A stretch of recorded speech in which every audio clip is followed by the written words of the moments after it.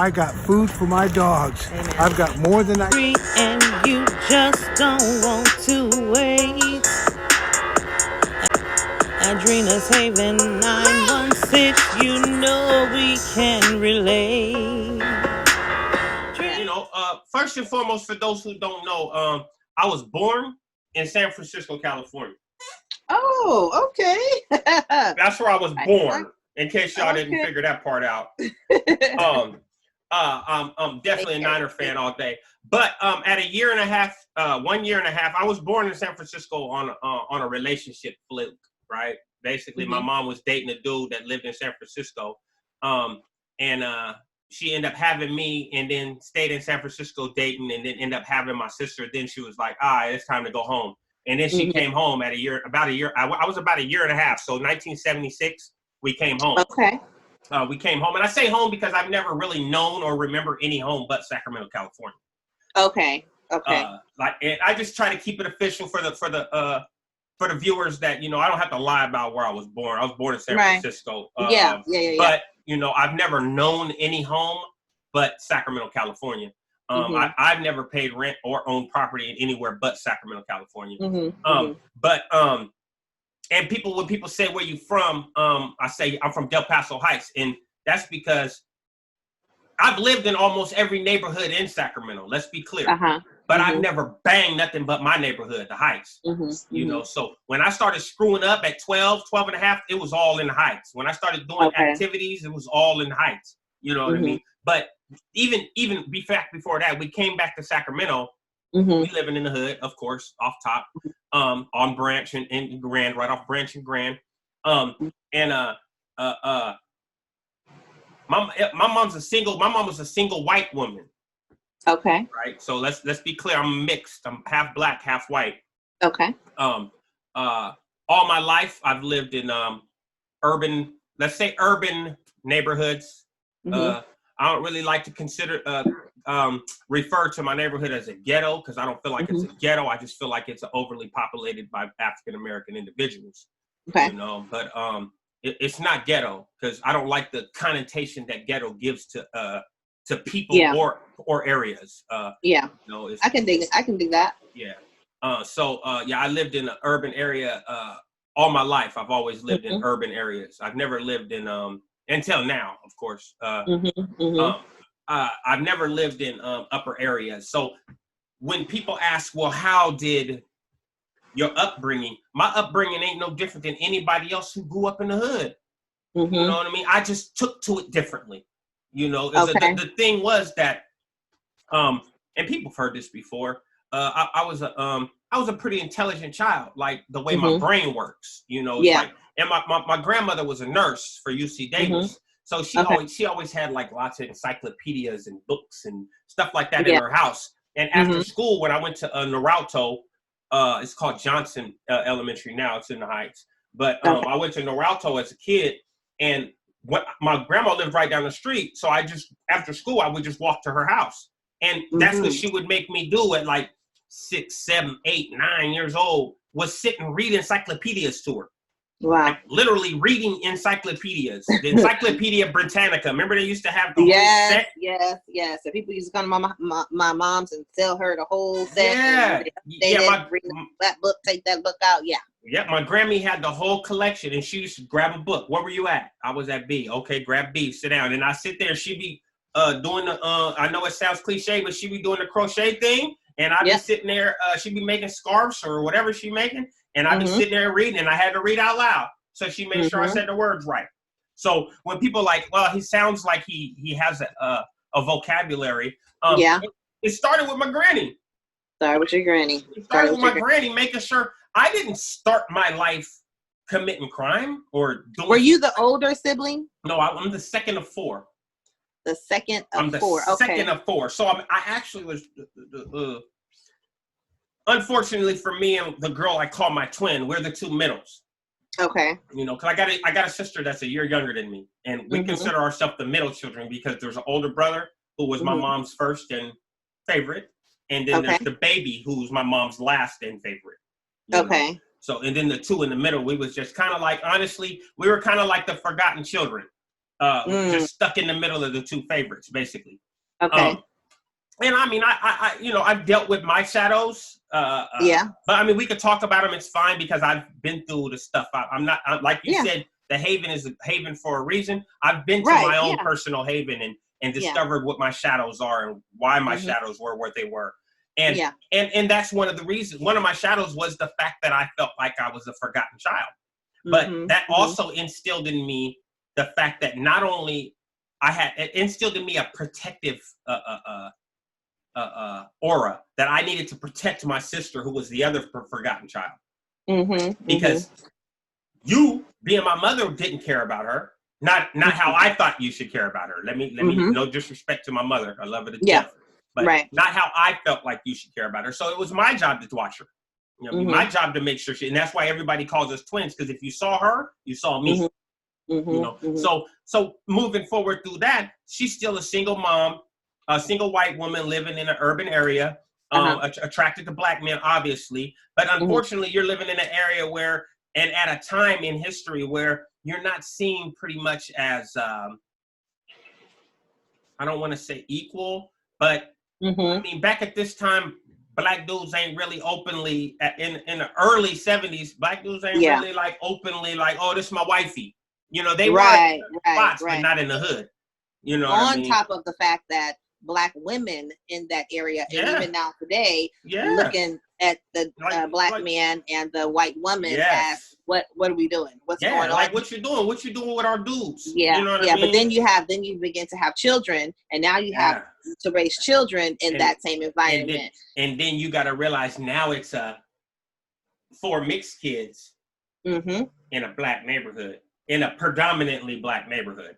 And then as a child, you know, I got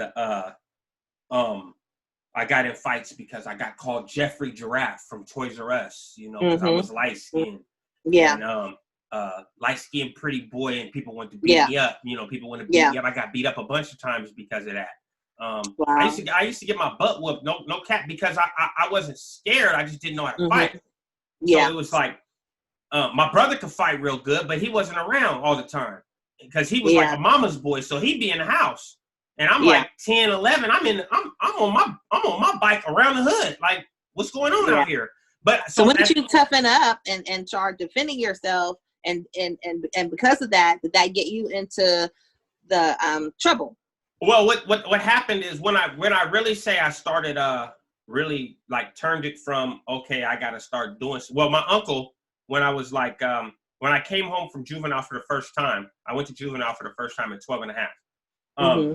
When I first came home from juvenile for the first time, and I got in like 2 fights when I was in there at 12 and a half, but then it was more like it's a crowd of people watching you fight. So it's like, it's not like you fighting some dude at the park just one-on-one, and if you lose, it's nothing. You know what I mean? It's just a fight. It's like, dudes over here, you better get him. And I think my first fight in juvenile hall was with the Asian kid. And he kicked me. And I'm like, so I just did my stuff, and I didn't even know like technically what I was doing, but I know I whooped him, right? But after I got out, my uncles who were street cats, you know what I mean? Drug dealers, pimps, hustlers, you know, they were like, oh, we got a little wild one. So they like, unfortunately, you know, which is a horrible thing for us to do now, you know what I mean? And I would never do it. They were like, we gonna teach him. You know? So we gonna teach him. So this one's like, okay. And you gotta remember, I have my white uncles trying to push me towards the positive stuff, but then I have my black and Cuban uncles pushing me towards the other stuff, because my little sisters have Cuban. So I had a bunch of Cubans around me too. And if you know about Sacramento, you know about the Cubans. So they pushing me towards we're gonna teach you how to sell dope. We're going to teach you how to defend yourself. We're going to teach you not to let people disrespect you. And then I had these dudes over here trying to think they're doing something positive. We're going to put you in boxing. We're gonna sign you up for boxing. We're going to sign you up for taekwondo. We're going to sign you up for wrestling. Not realizing you guys are teaching me how to flourish over here. Basically, because you're teaching me how to defend myself against anybody. Right. And you guys are teaching me how to get money. But they've already taught me how to make sure my money is secure. Okay, so you kind of had a I hear a balance. I hear Kinda, yeah. Both sides had good intentions. The side that seemed like it was the bad side was teaching you how to survive in South Central, how to survive in the streets. Your mom got you in the area. How to survive in North Sac. How to survive in North Sacramento. Yes, if you're gonna do this, then we're gonna show you how to do it and do it successfully. Yes, and that's the environment that you were in. And let's be clear, before anybody comes in our comments saying anything about my mother's rest in peace. Please, let's be respectful. Okay, my mother's rest in peace, but my mother was a single white female doing what she had to do at a time when it was really hard for a woman raising 4 children. It's still hard for a woman to raise 4 children by herself. But at this time, all she could do was depend on the dude she was dealing with, and she happened to be attracted to the hood niggas. Excuse my language, she did the best she could at the time with what she had. And that's the same thing I say about my mom. People say, oh, well, why would she let you do this? She didn't let me do nothing. She didn't let me. Every time my mama caught me doing something wrong, she whooped my behind. Every time. She didn't let me. It ain't like my mama said, here, take this sack of dope and go sell dope. I waited till she was gone at work or not paying attention. I'm out. Hey, you lie and say I'm over here. I'm at the dope spot.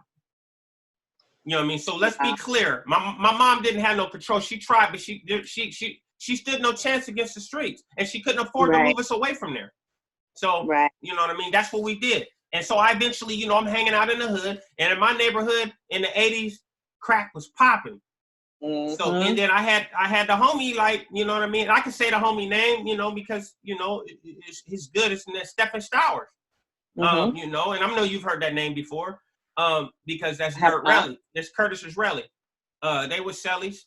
But he seen that I was out there selling dope, and he told me to stop, and came and was like, here, if you're going to sell it, if you're going to do it right. You know what I mean? And he broke, I was like 14, he gave me a whole sack, like, here, stop playing with these crumbs and get some money, man. I got you.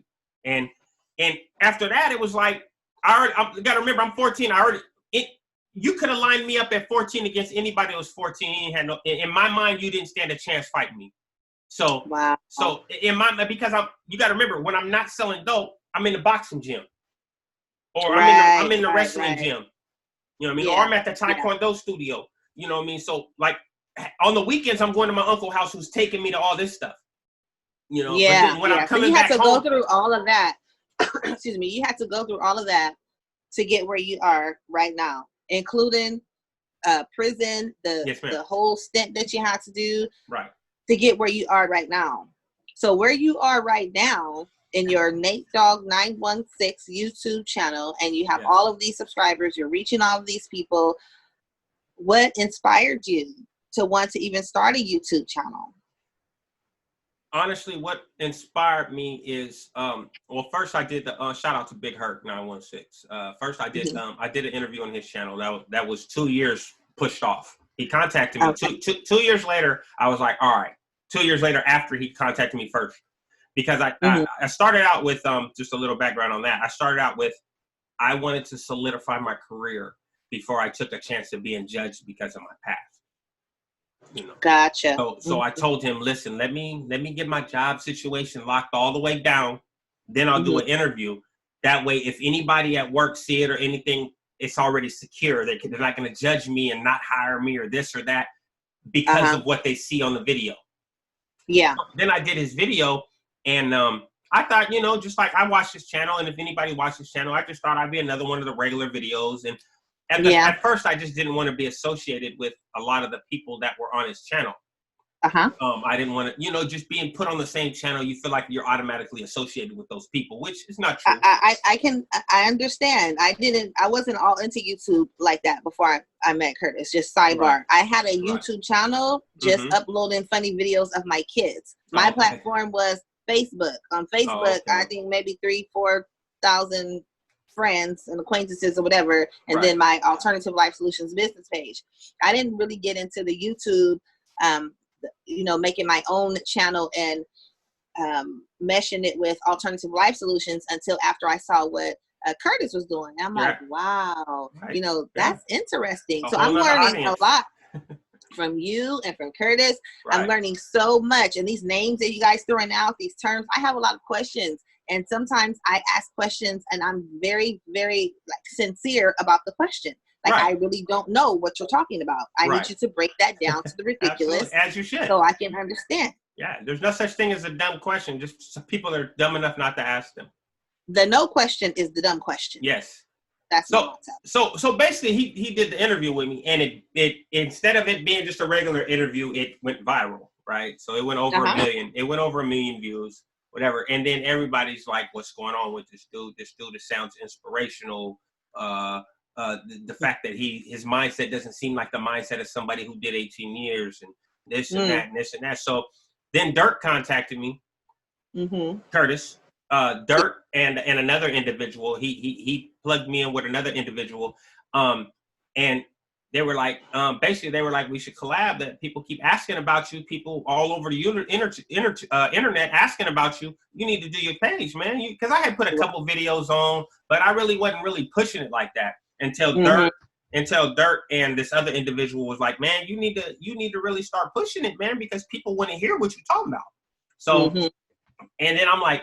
So I'm thinking all the bad that I put out there in the world, and all the lessons that I've learned throughout my life, my lifetime, and my lifestyle, and how I became what they see today. It wasn't overnight, you know. It definitely wasn't overnight, because if you would have seen me 20 years ago, you wouldn't even. The only thing you'd recognize is the face. The whole. Let me back up for a second.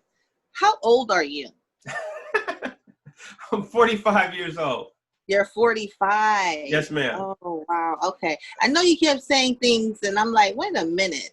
1975 or 76, he moved to San Francisco. I'm like, well, how old is he? Yeah, okay. I'm 45. All right. Thank you. Thank you for that. 45 years old. Gotcha. Yes, ma'am. Right on. I'll be 46 in February. Okay. Go to my PayPal, Cash App. No.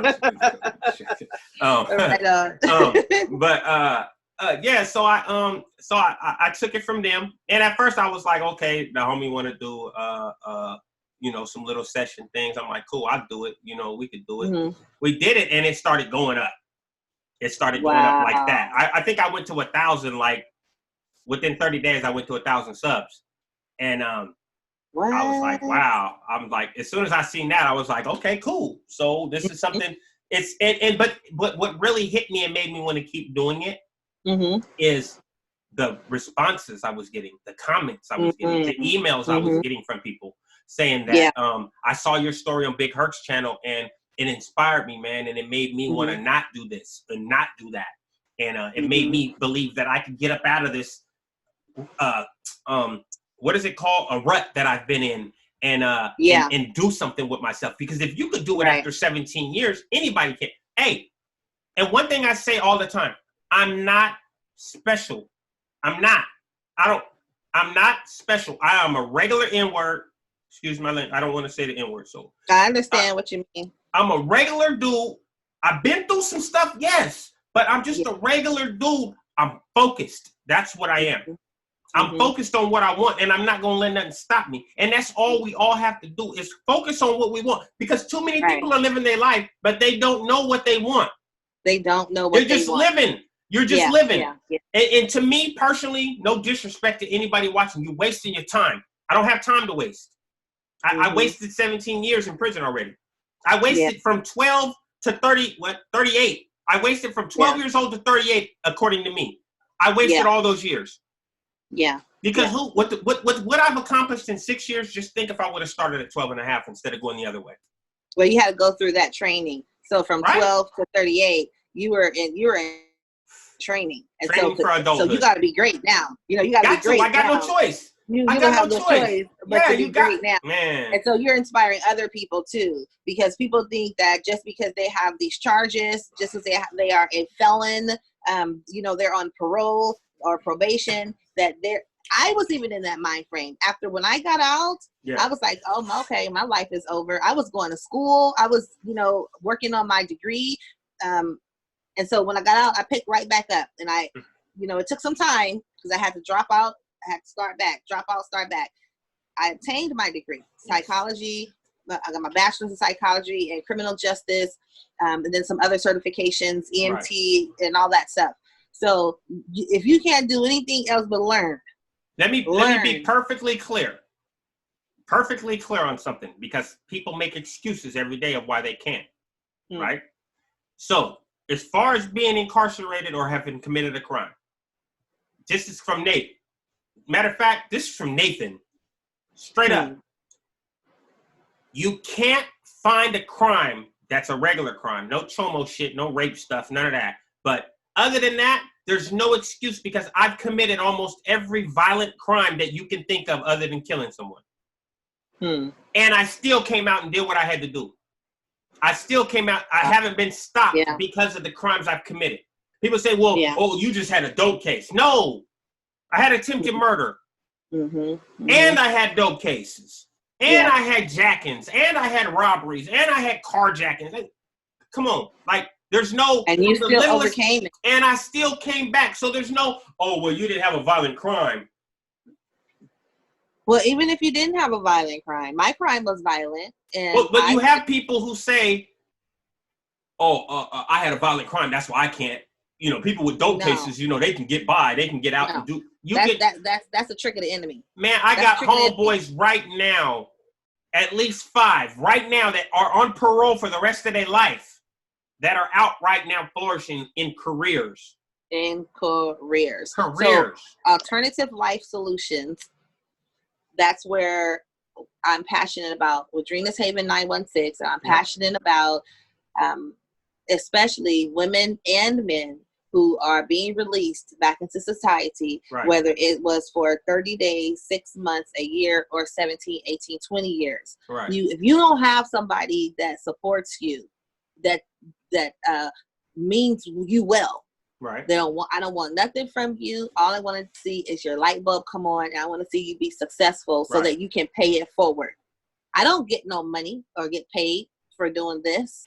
This is a non-profit. Now, I know non-profits can flourish and can make money, but I'm not making no money off of this. I got a whole family that I got to feed, so I got to have a regular job so I can have benefits, but I still have to do this because it's my passion, it's my purpose, and this is what God wants me to do. And I know without a shadow of a doubt that this is what God wants me to do. My mama told me, you always been this way, and And I'm like, really, Mom? Okay.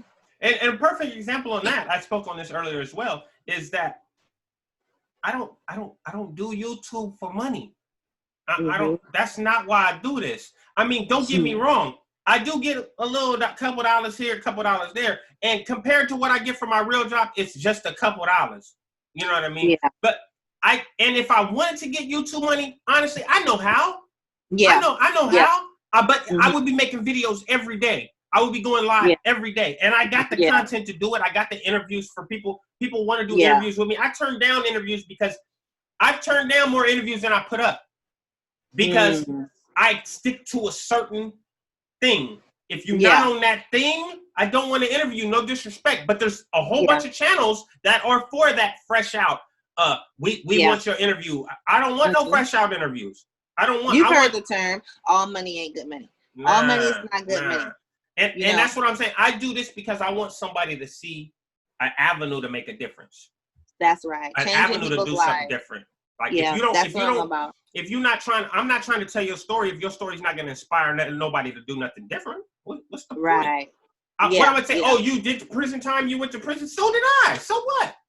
Right. I don't care that nobody went to prison. I want to know, look, he went to prison. Now he got a good job for Caltrans. He's been working there for 2 years. He's a supervisor. Now that's, what? He got out after a life sentence and he's a supervisor? Yes. Yes. It can be done. Those are the stories I want to tell. Because we can't wait on Congress to pass a bill. We can't wait for a law to change. We got to start restoring now. We have to start before people get out, before they get released. We got to start helping them work on their mind frame now of what this is going to look like. What am I going to do? Where am I going to work? Where am I going to live? And stop clicking up with people who don't mean you no good. They don't mean you no good. Stop going home and looking for your homeboys, man. That part right there. They wasn't there when you was locked up. Exactly. Where was exactly. they? Come on, man. Come on, man. And then we repeat this cycle. We repeat the cycle of getting released and then getting back with those old people because perhaps our family have turned their back. They're giving you the side eye. Nobody want to deal with you. And so then you go back to what you know is comfortable. Those people that loved you in the streets, and you get caught up, you violate parole, violate probation, and go right back to the same thing. And even when you're trying to, I see people that come to me, even when they're trying to do the right thing, they're waiting for a program or they're waiting for a bed, and there's no funding. There's the waiting lists are too long. So you know what? Let me help you. I don't have all the answers, but guess what? Yeah. I can network with some people. I know a lot of people that have rooms for rent, but you got to be about that life. Let me, I mean, I don't mean to contradict you. I don't. But I don't believe in trying to do the right thing. You either gonna do it or you not. Because there's no, in my opinion, it's only my opinion, I will live homeless in my vehicle before I commit a crime. You know what you just said? I remember being locked down, and a girl, she was on the phone when her daddy was on the other side of the glass, and she was doing the ugly cry, and she was telling him, like, when I get released, like, I'm going to do this, I'm going to do that. You know, I just need you guys to give me another chance. But I guess she had messed up so many times, and he told her, like, basically, you're never going to come back home. So you're either going to do good on the street or you're going to do bad on the street. Facts. It's your choice. Facts. So I have to agree with you on that. Right. So when I say try, what I mean is you got to put forth the effort, because nobody's going to do it for you. And that's there you go right there. Nobody's going to do it for you, right? So if I consistently look at, like you said, of course, the funding is low. The beds are short. You know what I mean? The programs aren't as many as there need to be. Absolutely 100%. So what I'm going to do is that journey of 1,000 miles. I'm going to take one baby step at a time until I can get to that bed or that program or whatever. But I'm not going to ever live my life saying, and I've heard people say this 1,000 times. I just heard somebody say it a couple months ago, and I cut him off from dealing with me. Oh, bro, well, if this job thing don't work out, you know, I'm going to have to do this. Oh, you are? Okay, bro, I'm going to have to holler at you. Because there is no 1,000,000% no scenario where I would go commit a crime to get money. If I lose my job tomorrow, Miss Drina, I got a job. You said it at the beginning of the interview. Looking for another job. Looking for another job. That's your job. Oh, the rent coming up. I'm going to go have to do this sack real quick, or I'm going to go have to hit this real quick lick. No. Right. Yeah. No, none of these things are an option. What I'm going to do is I'm going to go to the bank and see if I can get me a personal loan. There you go. To pay this rent, and then I'm going to just have to owe that loan, because I'm not going to commit a crime in order to get some money. And I don't care what nobody has to agree with me. But while you're sitting in that prison cell watching this on your cell phone, now you believe me. Speak on it. Now you believe that it's not okay just to go hit this one lick, because it's like a drug. You hit that one lick, you know it's that easy to get money. It becomes an addiction. Yeah. I'd rather do it how I did it, the slow way. Don't get me wrong. I had my belt all the way tight at some points since I've been out. You know what I mean? But that's okay, because I knew where I wanted to be. I knew what my focus was on. Now. Come on, like, hey, I don't even mean to cap on people. I don't try to floss on people, but I'm good over here. I'm good over here. Like, come on, I don't even know nobody that done it like I done it. You know what I mean? I don't know no people that done it like I done it. You doing what you got to do. You're doing it well. You stay humble. You continue to put out good content. You stick to your script. You stay in your lane. You don't let somebody come up to your door on Saturday morning with some pamphlets to change your mind. When your mind is made up, you have too much to lose, and you're not trying to go back. And people need to stop looking in their rearview mirror, looking back before they freaking shatter their windshield. That's why the rearview mirror is this small and the windshield's that big.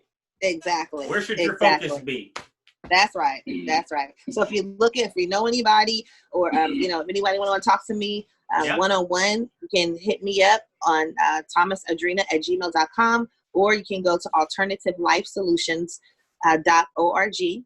You can find me on Facebook at Alternative Life Solutions, or just hit me up on Drina's Haven 916. And you guys remember what she said in her interview. Her mission, her aim is for you to feel like you have a safe place to expose your bullcrap and to talk and to get help and to have somebody that understands. Don't think you have to come on a video and put your dirty laundry out here for the world. Right. She is there to help. I'm here to help. But definitely, Drina's Haven 916 is there to help. So if you need help, don't think, oh, well, I don't want to go on the interview. You don't have to. No, you don't absolutely have to. not. You will have somebody that's willing to help you. It's not about you two with us. It's not. It's about changing the look of what people look at when they see people like us. Right. People that are from a struggle. Yeah. So that's right. Tap in with the tap in. Y'all know what all my links are. I'm not even gonna say it twice. You know what I mean? Yeah. You can't get a hold of her, get a hold of me. I'll hook you up with her. It's good. You know what I mean? We got a lot more to come. So today we're gonna end this one with that, and we're gonna come back with more. Believe me, this is gonna be a session 2 to this. I'm kind of digging this whole little get down. So first of all, I appreciate you, Miss Drina, for allowing me to have this conversation with you. Shout out to Dirty Weather 916. Once again, y'all already know. Go check him out. He got a couple Ice Cube lives up there for y'all to laugh at. But make sure y'all go in the comments and if you guys got some questions, put them in the comments. We will definitely address them. Hit Drina at Thomas Drina. Or you can just go to Drina's Haven 916 on YouTube. You don't have an Instagram? I have an Instagram. It's just straight up Adrina Thomas. Adrina Thomas. Adrina Thomas on Instagram. You can also, if you can't get a hold of her, if you can't find hers, go to Dirty Weather 916 on Instagram. There you go. And tell him he'll get. It's only one. You can't miss his, and you'll get contacted. Mine's NateDog916.